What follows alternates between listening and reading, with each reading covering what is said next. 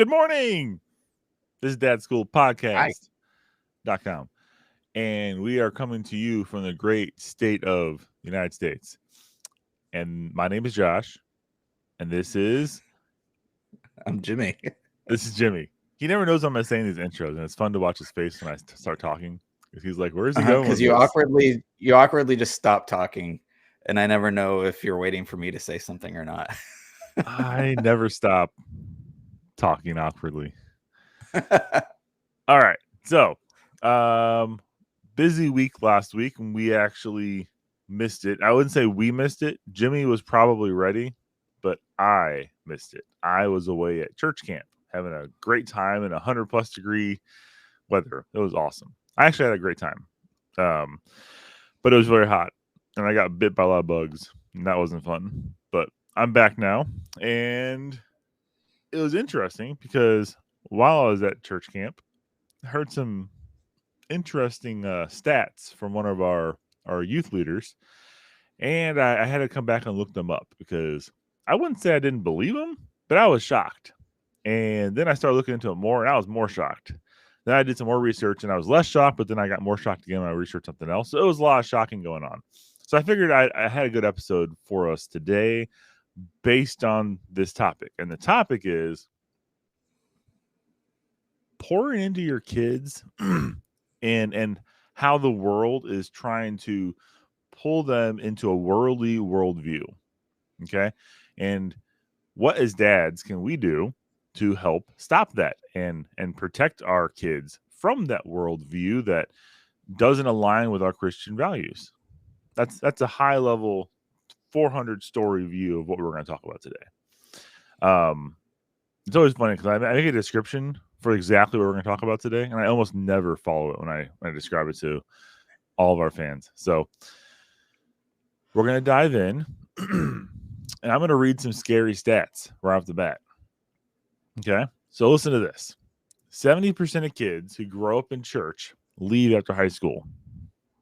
Okay, and that's from Lifeway Research. I'm going to say all these things so you understand how serious this is. 2/3 of young adults stop attending church for at least a year between the ages of 18 and 22. Now, doesn't take a rocket, and that's from Lifeway Research as well. Doesn't take a rocket science to figure out. That's the college age when you go away from mom and daddy's house and you no longer following what mom and daddy are telling you to do. You go off on your own and you stop going to church. You stop doing the routine that it's become, because that's what the problem is. It became a routine, and now you're on your own and you're making your own choices, and you're choosing that that routine is not important to you. Then we got 25% of preteens believe the Bible is true. Now that is what anything before the age of 13. That actually hits home for me because that's like my kids range right there.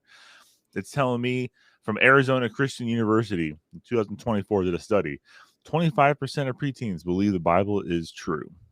Wow. Think about that, because I mean, you gotta wonder, are they only asking Christian families this question, or are they asking the general public? I hope it's the general public, but even if it wasn't, and only a quarter of the people in that youth room believe the Bible's true, that's scary.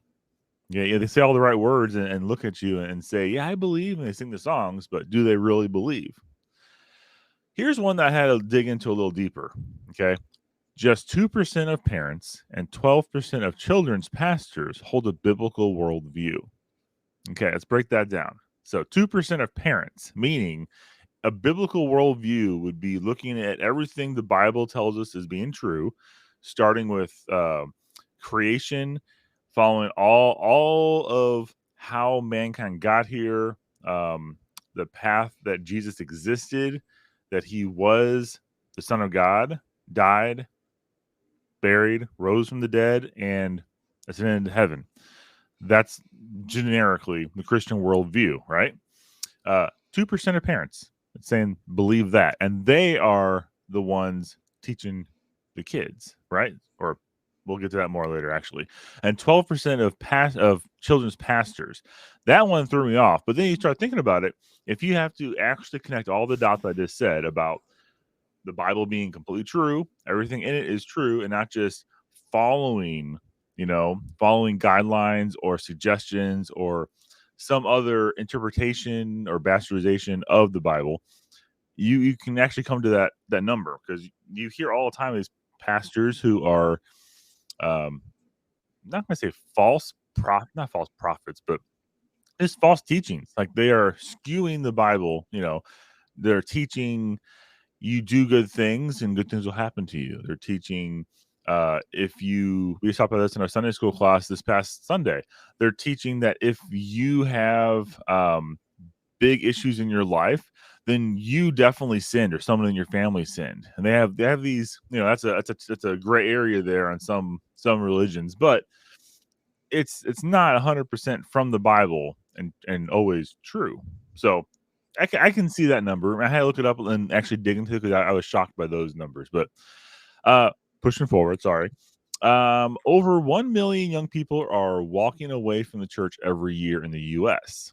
Now, that one got me actually doom scrolling down the Googles last night, and I had to understand this one. 1 million young people are walking away. So we already talked about what was it, age 18 to 22 are walking away from church. So then most people coming to religion or to Christianity are actually over the age of 30. Interesting number I found. And that correlates with somebody walking away from the faith in college, having a hard life experience of some kind, getting married, having kids, being in financial ruin because they're using credit cards too much, and feeling helpless and hopeless, and then coming back because they remember from their childhood, or someone brings them back. So I thought that was a pretty interesting statistic. But then I was like, how many people are saved every year? And that actually gets me a little more hopeful. We are in a net gain overall in Christianity. We have, like, I think it said 3 million a year on average walking away overall, all age groups, 5 million walking too. So we have a net gain of like 3-ish. That's kind of cool. So that was the happy part of my research last night. Okay. Skip. I went to other weird ones. Okay. So those statistics are not meant to bore you and make you turn our channel off right off the bat. But they serve as a reminder to us dads of why we're here. So we have to ask ourselves, why is the world so good at pulling kids away? Because to my knowledge, I mean, yes, the statistic I just read, 2% of parents don't hold a biblical worldview. Yes, that's a parent problem and a leadership problem there. But it's, I think, the same problem that the kids are facing. The world is pulling us away from Christianity. It's making it not cool. It's making it not woke enough, to be a Christian. So what is that? And that's what we're going to talk about today. 1 Peter 5:8 says, be sober-minded, watchful. Your adversary, the devil, prowls around like a roaring lion, seeking somehow to devour. It's a true statement. So the enemy is real, and we've got to hold the line. Mm-hmm. Speaking of hold the line, Jimmy, sorry to keep on talking forever. I know you're just like, when is it my turn? It's all good. When is it my turn? Okay. So, call out a dad, our new section we started 2 weeks ago. I wanted to call, unless Jimmy has somebody else to call out, I had somebody I wanted to call out. You've got a good one. No, this was a fun one. All right. I'm not going to use last names or locations, but I will say that Brandon, a pastor at Jimmy and I's church, he had a son that had a birthday this past weekend. And he was telling us about it in class. And I saw about on social media what they ended up doing. And I was just overjoyed that, I understand that not everyone loves Tesla Cybertrucks. Okay. I understand that some people think they look like dumpsters. I personally like the dumpster-esque look of them. I enjoy the angles. I think it's very sci-fi looking. And that's the whole reason I like it. And it's also you like sci-fi? I love sci-fi. You do? Yeah. Oh, okay. You wouldn't be able to tell, but I like sci-fi. So our friend Brandon, he ended up finding a place you can rent a Cybertruck from. and he rented it for 2 hours and surprised his son.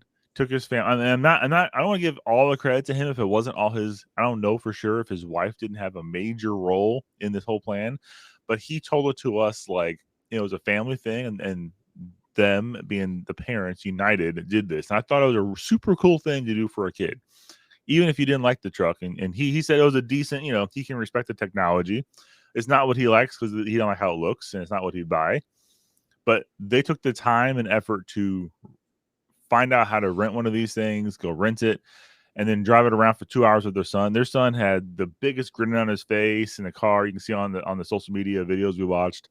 That was just pretty super cool dad moment, I thought. So good job, Brandon. Keep it up. And I hope it gives some ideas to other dads out there. If your kid has a like and it's their birthday or just a special time in their life or any kind, you just want to be nice to your kid, extra nice to your kid, do something special for them. Go out of your way to do something. And that's what Brandon did. So congrats. Yeah, it's just really good creative. I like that. Yeah. It was great. Yeah. But yeah, I mean, you're hitting on a lot of great stuff about all the statistics. Like you were saying, like at first can just seem so overwhelming. It's just so many things that are tugging at our kids' attention, what's going on around them and what's influencing them. I mean, and the truth is our kids are growing up. They're going to be the product of whatever gets poured into them. It's like you want to go into the kitchen and make a pan of brownies. You're going to start grabbing ingredients and putting things into the bowl, mix it up, and then throw it in the oven, and out comes brownies. Well, if you go into the kitchen, you start grabbing, I don't know, a bag of potato chips, reach under the sink and get some toilet bowl cleaner. If you throw stuff like that in there, that's not going to come out as a pan of brownies. So what you have as your outcome is determined and dependent on what's getting thrown in, what's getting mixed in. And so culture around us is constantly trying to throw those ingredients at our kids. It's trying, it wants to influence, it wants to draw our attention, draw our hearts in a particular direction. And as parents, we get to help guide, well, what culture are we surrounded by, or where are we spending most of our time? Where are we letting our attention be grabbed and pulled? What are we going to allow to shape our kids, their hearts, their minds, and all that sort of stuff? Because I mean, kids are bombarded every single day with what they're seeing online, shows they're watching on TV, relationships with friends they go, play at a friend's house down the street. What kind of worldview does that household hold? And so what kind of influence do they have whenever they're running around with kids on the street? And I'm not saying lock your kids down and don't let them ever talk to anyone ever. But stuff to be mindful of. The world, the enemy is out there. And we have Ephesians 6 says we don't wrestle with flesh and blood, but against the spiritual forces and evil in heavenly places. But that's just showing, I mean, that it's an ongoing battle. Everything is constantly warring with that next generation. We were the next generation at one point. We're raising up the next one now. And the enemy, I was surprised to learn he didn't stop after our generation. He kept still wanting to influence and make an impact. So it's up to us to carry that mantle forward further. We did not hold the line, did we, Jimmy?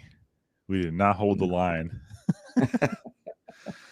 All right. So with understanding the enemy is real, with understanding the things we are facing in this world and hearing these statistics, what can we do as fathers? What can we do? I guess we have to model out the Christian lifestyle. And what that means is kids have to see adults in their lives living as Christians. I'm going to focus on Christian males for this exact moment right now. Christian females have their place. Christian males have their place. It's all designed by God. We have a purpose. We are made certain ways to do certain things. And as dads, we can't sit there and let, and this is gonna probably touch a lot of toes the wrong way. We as dads can't let mom rule over us in our household. Now, I'm not saying that, women can't have a place at the table to lead a family as well. But it is the dad's responsibility, the father's responsibility in the household to be the leader. We are the cornerstone. We are the one that is supposed to keep our kids and family in a Christ-centered, faithful walk. And if we are not doing that, yes, our helper, our wife is supposed to help back us up and keep us aligned. That is her purpose as well. Our companion, our partner, we're one flesh. We're a team. Not diminishing a woman's role at all in society, but you typically will see, and this was actually the same in my household for a while. My wife might argue still, but it has been predominantly my wife leading our family in faith for a long time, because I was not a believer for a long time. And then once I became a believer, I still have, some, not going to say anxiety, but like some shortcomings that I'm still working on, as all people do, but I'm aware of them. And I love being reminded of them all the time, on a daily basis. But I'm working on being a better Christian leader in my household. Okay. And I understand the benefit behind that, because I've seen broken families. I've seen the families that don't have that leader. And even though the mom might be a total Christian and pushing their family to a Christian lifestyle, the dad was not. And their family has fallen apart. That it's terrible. And you can see, like, the spirits of the Lord aren't coming up from the family or from the kids or from the husband. The wife can be pouring all she can into it. It's not going to work out. It's not the correct recipe. I love that analogy, Jimmy. That was put together to make a Christian family or a Christian kid or Christian person. You're grabbing the toilet bowl cleaner when you should be grabbing the chocolate chips, I get that mixed up all the time. I know, it's so similar containers. So how do you do that? Like we've talked about it in previous episodes. You have to be intentional, make time. You have to, man, it is really hard. I'm not going to say this is easy. I'm not up here on a pulpit preaching something that is easy. It is super hard to find time and motivation, more motivation, internal motivation to do these things. Time, you can make time. People always say I don't have time for this and that, but you can make time, because you have time to doom scroll on your phone.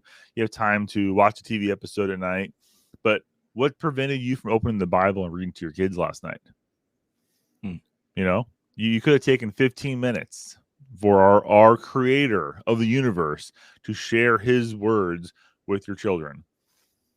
So that's important. And you need to read the Bible over and over again. You need to get a study plan. You can just read it and read a random page. It doesn't matter. It's better if you have a study plan. But here's Deuteronomy. Deuteronomy. I can't ever say that word the first time. Deuteronomy 6:4-7. Hear, O Israel, the Lord our God, the Lord is one. You shall love the Lord your God with all your heart, with all your soul, and with all your might. And these words I command to you today shall be on your heart. You shall teach them diligently to your children, and shall talk of them when you sit in your house, when you walk by the way, and when you lie down, and when you rise. To me, that means always. Everything you do in life, you should be teaching your kids about God. That's in a nutshell, right? So thinking about that, if you're not doing that, what are your kids watching you do instead? What are your kids watching you do every single day when you're not in front of with the Lord, sitting down and doing that? Are you teaching them that social media is way better? You teaching them that the latest politician's gaffe is what you should be focused on? Are you teaching them that money and objects are more important than the Lord? Because that's what it might seem like to them if they're watching you. Put yourself in their shoes and watch yourself. What did you do last night? Did you sit there and gripe about how much something cost with somebody else? Did you sit there and watch a TV show about sex, war, or drugs or something else on TV and glorify that? Because that's what your kids are going to put in their hearts when they watch you doing that. So I'm going to surprise you. I also came with statistic. Ooh, here we go. Yeah. So I found a good one too. There was a study in Switzerland in 1994. So this is when you and I are growing up. So our parents are the leader generation at that time. So I'd be curious to see if this study could be repeated now, of what sort of outcome it would look like. But what the study tracked and saw was that in 2-parent households, specifically, it just studied 2-parent households that still have the mom and the dad present. If only the mom took the kids to church, if both parents took the kids to church together, 33% of children as they grew up would remain in the church. And that tracks really well with your statistic that you were throwing out. What was your earlier one of how many kids are leaving the church? 70%? Wasn't it like 70% are leaving the church when they grow up? So if both parents are taking, 33% were staying with the church as they grew up. If it was only the dad and the mom stayed home for whatever reason, only the dad led out and took their kids to church, it went up to 44% of kids stayed in the faith. If only the mom and the dad stayed home. So again, this isn't single parent homes, but if both parents are present, dad stayed home, only the mom, what number do you think that would go to? Probably 20s. 2%. See, only the mom. If the dad scary. is sitting on the couch, if the dad's just not engaged, doesn't care, isn't part of the faith. And so it's interesting seeing when you see that correlation, it's only the dad and the mom stayed home, the number jumped into the 40s. Now that is not to say moms just don't go to church. That's not the point. So moms going to church are bringing the numbers down. If only the mom. Yeah. If the dad is totally disengaged and doesn't care, it drops way down. The kids don't see the importance, but if only the dad. So what we're seeing there is when it's the dad is the only one, that's just a household where the dad is leading. Like you're talking about, the dad is stepping out. He's taking charge. We're going to have faith be important in our household, in our family. Faith is something that is a cornerstone of our life. And I'm going to help teach that to you. So it's not saying moms need to not be part of the faith conversation, the faith equation in their home. It just shows homes where dads are engaged. Dads are leading out, stepping out, saying faith and church life, the spiritual world, understanding all of that, like that's going to be important to us, has such a greater, deeper impact on kids. And that's one that, sorry, that's really scary because several years ago, I would say when my twins were just born, that was me, Jimmy. I was sitting at home for a good year or so, maybe 2 years. I was sitting at home. My wife took my kids to church, and she was becoming more Christian. She was transitioning from Lutheran over to Baptist. Like she was in the process of learning a lot more, going to Bible studies. She was hungry for it, and she finally got baptized. I was at home on the couch. I was at home playing video games because I thought church was dumb. I thought it was a scam. I had a whole list of things I could tell you about that. But that was my life, Jimmy. I was doing that, and I was leaving my kids down and setting them up for that. So that hits home for me hard. Yeah. So just knowing that choices we make do have an absolute effect on outcomes, implications. There are consequences to decisions we make. Consequence is either a positive consequence or a negative consequence. Every decision we make has a consequence tied to it. And we have that opportunity to make some wiser choices today and tomorrow than we did yesterday. Like every day is a new opportunity to make new decisions. But I think I derailed and sidetracked a little bit off of where our conversation, the script was going, but the whole key that we were wanting to get to is, dads, you have that opportunity to be kind of a gatekeeper in your home. So taking that stance of leadership, but that also goes into, what are those influences I touched on a little bit earlier? What are the influences you're allowing into your daily life, your daily routine?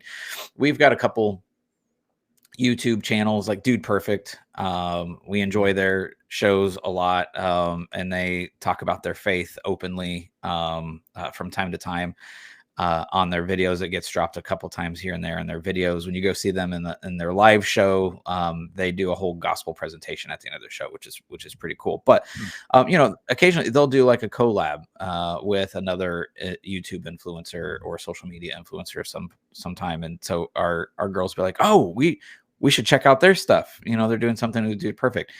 We occasionally we'll see what that other person is up to, or what kind of content they create, but we check it out first. We're like, give us a chance to review them. We want to see what's going on there. We're not just gonna blindly, just because Dude Perfect did a thing with them. Like, we try to be mindful of who else is out there, and what kind of content we allow into our home. We don't just say, yeah, here's the keys to the car, good luck. We're gonna still stay in that driver's seat as long as they're in our home under our influence. We're gonna try to leverage our influence wisely. So music that gets listened to, gosh, if you've got, like, we use Apple Music. What's the other one? Spotify. The other big one, Spotify Music. You can pull up anything's out there. So the access, the window into what the world is saying is important. It's just right there at your fingertips. And so just things to be mindful for.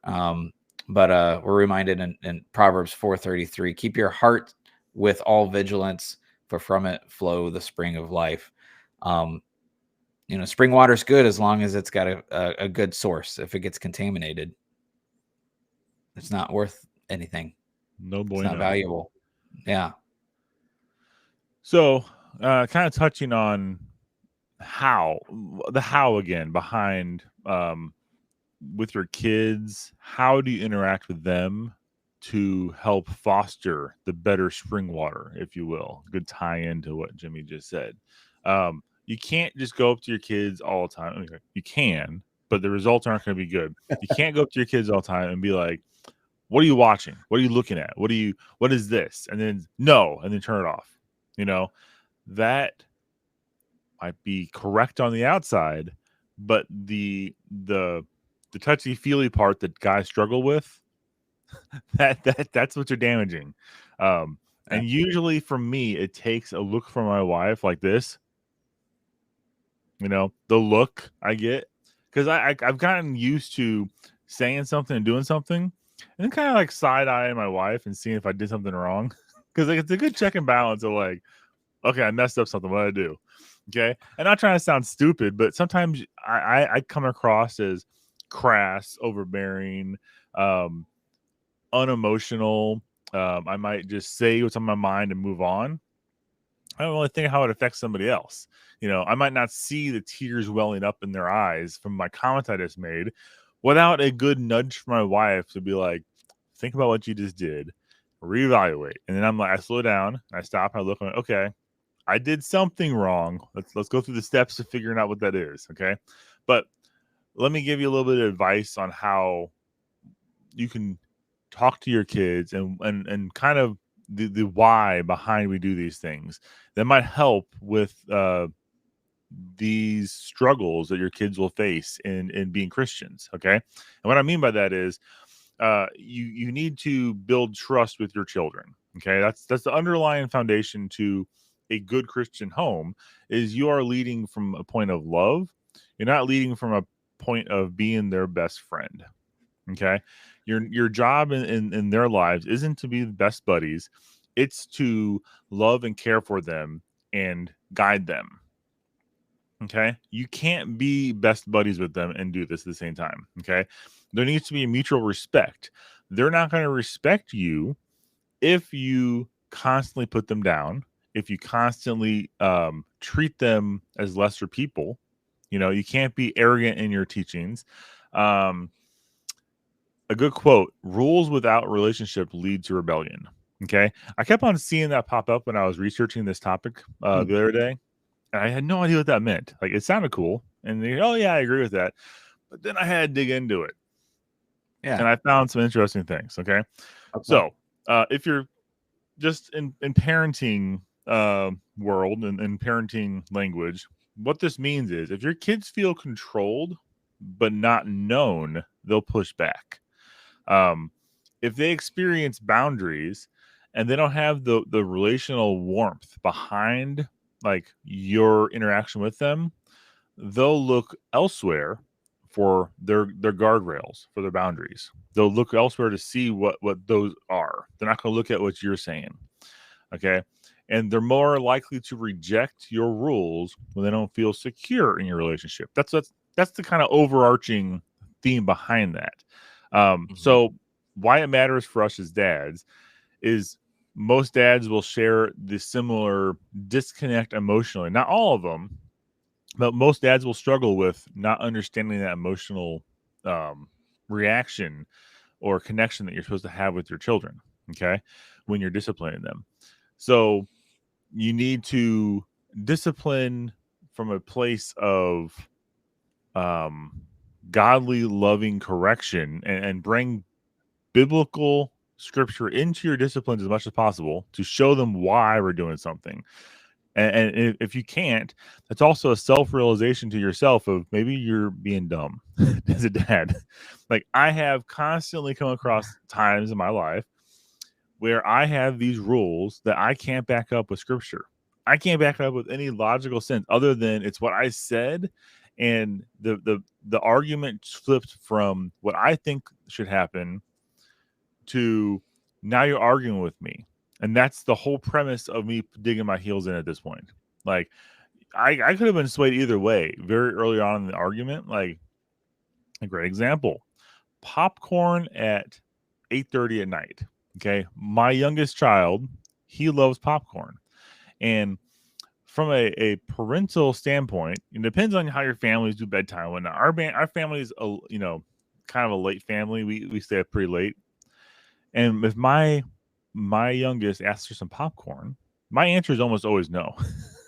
Okay, because it's like it's after dinner, we already had dinner. Why do you need popcorn?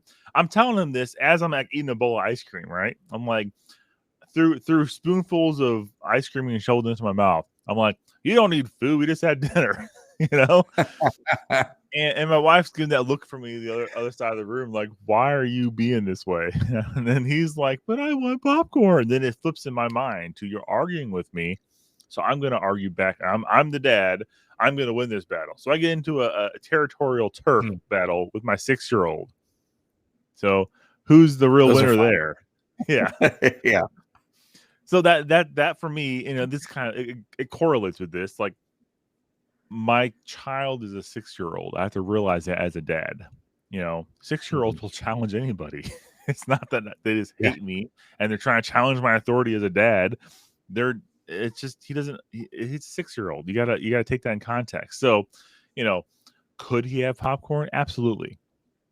If I don't want him to have popcorn, then I need to provide a reason, a logical reason, like, hey, we just had food 5 minutes ago. We had a late dinner. You don't need popcorn. We'll have breakfast in the morning.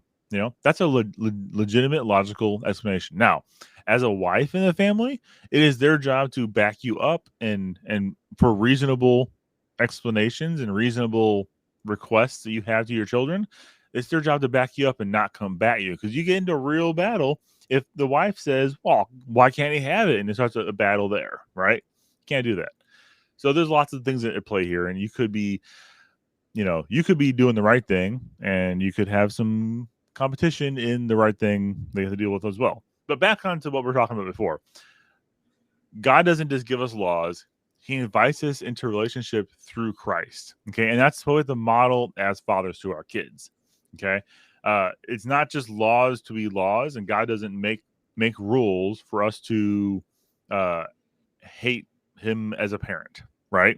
There are reasons he says things. There's reasons that are in there, and it's our responsibility as adults to explore those reasons and understand those reasons.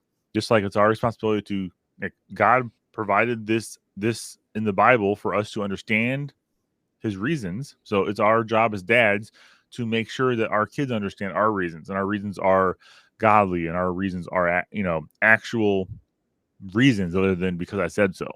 Okay. And when you get to that point when you're not just saying because I said so, or because you challenged me, I'm going to battle you, you get to a better place with your kids, and they start understanding and respecting you more, and they understand the boundaries, and they respect the boundaries, and they'll be more agreeable. Now, will they always be? No. Kids are kids, and they have free will as well. But you get a lot further in the conversation with them when you come to it with a mutual respect, mutual relationship, a positive relationship with your kids. You're going to have a lot harder uphill battle if you're fighting with your kids all the time versus taking the time to figure out how to connect with them on a daily basis. Okay. So yeah, that's all I wanted to cover on that topic, because I can go on and on and on, but we are running out of time. So yeah, and to touch on that, like, whole that brownie analogy again. Bring it back. It's like, it's one thing to, well, I want to have a good plate of brownies, so I'm keeping away that bathroom cleaner or whatever other random the spaghetti sauce, or the things that I know, right? Yeah. So it's one thing, like discipline or whatever is keeping away, setting up those boundaries. We kind of talked about setting up boundaries in your home. Like, that's keeping away the things that I know this isn't supposed to be in the brownie, so I'm keeping that away. But you still have to follow through with, how do I introduce the things that do make a good pan of brownies? Like, one of my favorite types of brownies are when they got that, like, caramel ribbon kind of like flowing through the top. Like, oh yeah, like that's where it's at. But you only get that caramel ribbon if you go out, seek out caramel, add it to the brownie batter. So I take that with, like, other relationships that our kids are being introduced to. Thankfully, we're blessed that, like, both sets of our kids' grandparents, my parents, my wife's parents, strong believers. They all live within. Yeah, your lights are going. Yeah, that was weird. Both sets of our parents live, less than, or give or take an hour and a half away, hour and 15 minutes away from us. So we get to see them fairly often. And we love having them pour into our kids. Like, they are such great influences in a positive and spiritual sense in our kids' lives. Finding opportunities to continue deepening, building new relationships, connecting with new people in our church community. That's, if you're in a home where you don't have positive grandparents or other family, you might be living in a state completely separated from the rest of your family. We did for the first almost 13 years of our marriage. We were in a whole nother state on our own. The rest of our family was all elsewhere. It was just the two of us and our two kids. But now thankfully we have family in our area. But having community in general, like, we love our homeschool co-op that we're a part of. It's a faith-based, Christian-based community. Not every family that goes is Christian. It's not required. And there's different denominations and different worldviews that are present and exist in our community, but it's other families, other kids, their peer group, other people that have very similar worldview.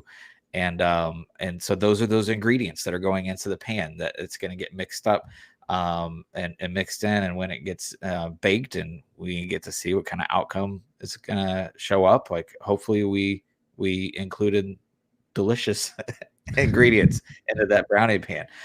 So be mindful of just where you're spending your time, who you're spending your deepest connections with, and allowing to have connections with your kid, because it does absolutely has an impact on who they're going to be in the future, who they are today, right now.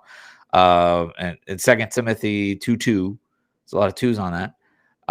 Says, entrust to faithful men who will be able to teach others also. So find those faithful guys, find those other men that can influence you to be a better dad. And that's what we're trying to do here on DadSchooled podcast. We want to help be that positive influence for you guys, but find others. And then if you feel that you're in that place, see if you can then also be an influence, be that positive influence to others in your circle. Just that whole, pay it forward. Just keep rolling this forward.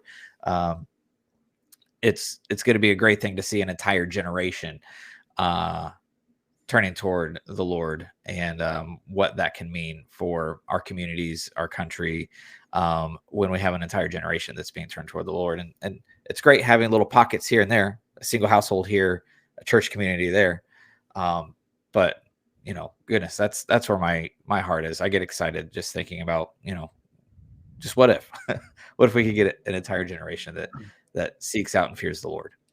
Exactly. And taking a step back to what you're talking about, finding other believers to invest in your child. Think about this, dads out there. How often do you find it that you have an idea that you think will be great, or a way in your house should work, something in your house you should do a way, and you tell your wife and they're like, no, I don't agree with that. That's a dumb idea. Not saying that our wives are that way or say that way. I'm just saying, like, in general, generalizing here. And then one of your wife's friends makes the exact same suggestion, and your wife is like, that is the greatest idea ever. And then you do that, and you're like, I said that a month ago, and you told me no. And as dads, we shouldn't say that, because we just go with the flow, and it worked out, right? But that same thing happens with your kids. Not saying it's exactly peer pressure, but your kids are more likely sometimes to listen to difficult things from another adult or another peer. Okay, so you gotta be careful, and that's why you gotta guard your kids' hearts. You gotta make sure things are surround your kids correctly. If you have a bundt cake pan and you're trying to make a brownie, it's not gonna look the same as if you have a square pan. Using the same brownie analogy, right? Hey, like that. But to a sense, like, you got to watch who your kids are around, but also you got to seek out people who you think that's a godly man. That I respect that father for how he's raising his kids. That's the type of person, and his kids, if his kids aren't complete losers, you need to spend time with them in your lives, okay? Because your kids seeing you around this other person and their lifestyle and the things that you respect about them, make sure they're godly things. Don't idolize somebody for the sake of idolizing them, right? But if I have another godly dad talking with me, and my kids see that and see that we talk about appropriate things and do appropriate actions together, we don't go off to the bar and get drunk every single night. We actually do study groups, spend time talking about appropriate topics. They're more likely to hold value in what we say to them about those topics. Okay, because we're not being hypocrites. We're being real with them. We're not going off and betting at the horse races every single, and I have all these bad things in my head. I can't think of a single example right now, but so you gotta be careful with that. That's all I'm trying to say. Yeah. So another thing, moving on, church should be non-negotiable in your household. As a father, as a Christian dad, which is our main audience we're talking to here, our Christian fathers, our Christian dads should not allow church to be negotiable. It's not something you should do on the weekend if you feel like it, or during the week if you feel like it. It's not something like you are going to go on Sunday or sit through the service and then you're done until next Sunday. No. You should be leading your family in a way that you are all in. You are fully engaged. If your calendar is full of sports activities and you can't join the youth group or serve on mission trips or do other things because your calendar is so full with things that are not related to church, you need to adjust your calendar. You need to change what you're doing. Sports are important in people's lives. Okay. Activities are important, but they're not eternally important enough to supersede understanding and getting closer to the Lord. Okay. It's something, it's very, you can go scorched earth really fast here if you're not careful. And with everything in the Christian life, you can kind of get the same thing. You can sell all your belongings and, go all into missionary. But is that what you're called to do? That you're supposed to do? You gotta evaluate that. But at a basic level, faith should not be optional. Okay. In your household, you're going to attend, you're going to serve. You need to find things for your kids and family to be a part of and get involved. As a parent, you need to get involved in the church. Kids need to not just see you for the sake of seeing you going to church. Your kids need to see you diving in, head over heels into church, because that is what we're called to do. And your kids seeing that will have a bigger impact on their faith journey than your kids seeing you sigh, get off the couch, turn off your game show, shut your gaming system down, sigh, get off, put your beer down, and having to take your kids to youth group. That's a different message you don't want your kids to be seeing. Your kids should be like excited to go to church because you're excited to go to church. Mm-hmm. Yeah. So there's always a place to start. If there's a way that you're maybe feeling discouraged, but that great reminder is you're not the one that saves your kid's soul. That's Christ is going to do that. We get to help introduce those ingredients, and then let God bake, I guess. Are you hungry today, Jimmy? Because my gosh, I am. I'm hungry. I haven't had breakfast yet. Look for our book, Cooking with Josh and Jimmy. That's right. We're gonna the new DadSchooled cookbook.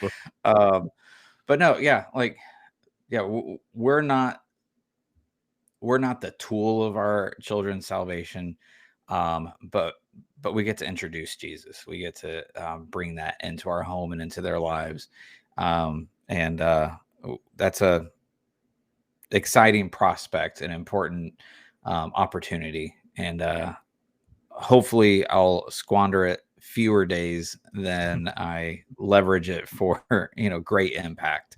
So even if you're starting late, your kids are getting older in their teen years, or even if you just have a newborn, or you and your wife are still expecting your first, I don't know, and you came across us, you have an opportunity to start making some adjustments, start making some changes.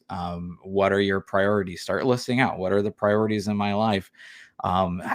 Do I need to look at my balance a little bit different? Do I need to move some things around so that church, not just going to church, that in and of itself isn't the magic bullet, but is the community that surrounds me, surrounds my home? Is it valuable, life-giving, positive influence ingredients in my life? Am I spending time in my home, in my Bible? Are we listening to uplifting music that puts our heart in a right place towards God, and all that sort of stuff? Like there's opportunities to take inventory of just where we are in our daily life, and we can all make adjustments that align and attune our hearts more toward God, what he's doing in the world, what he wants to do individually in each of our lives. It's never too late to start making some of those adjustments. So yeah, just like in Joshua, just as for me and my house, we're going to serve the Lord. That's a daily decision you get to make. Absolutely. So as all decisions you have in life, you can choose to listen to other podcasts, or you can choose to listen and support to our podcast. And here's the shameless part of our podcast that we beg, ask our listeners to share us with other dads out there. If you're a wife that got handed this from another wife and you're trying to get your husbands to watch, keep on keeping on. Keep on sending it to your husband. We promise to keep on making content to be sent to your husband.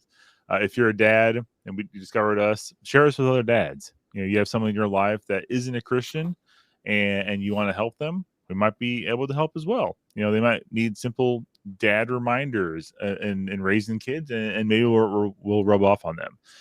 But yeah, definitely reach out, dadschoolpodcast.com. please send us suggestions, send us comments, questions, anything you want. Fill out contact form. Find us on all the social medias. We have our Call Out a Dad series. We want to make sure we get some submissions in for that so we can expand out from people we know. It'd be great to get a total stranger lifting up another total stranger on our podcast. We welcome it. So all you gotta do is send that out, and we'll definitely be there to discuss it with you. If you have any topic suggestions for us to talk about, please send them our way. We have a list of topics to cover, and we have a list of topics to recover in innocuous ways every single week. But we'll squeeze your suggestion in every single chance we get as well. But yeah, I think that's all I had. Any final words of encouragement, Jimmy? Brownies. Go get some brownies. Make your kids some brownies, dads. If you make your kids brownies this week, I guarantee you will have an easier time with your kids this week. Unless they're diabetic, then you are in trouble. Yeah. All right. Stay in the word, and we'll see you next time.